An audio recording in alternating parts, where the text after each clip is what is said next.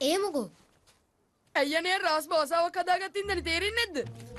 ඔයාගේ පා තාත්තගේ පා සූඳ පා හරියට පා ගෑණීගේ පා වගේ පා. මං හිතන්නේ යාට තේරුණා.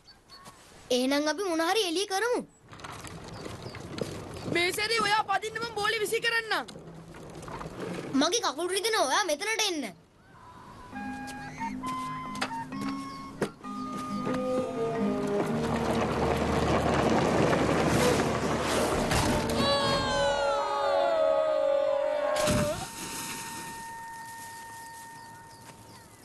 ඔයා හොඳින් නේද? රවුලි නැගිටින්නකෝ.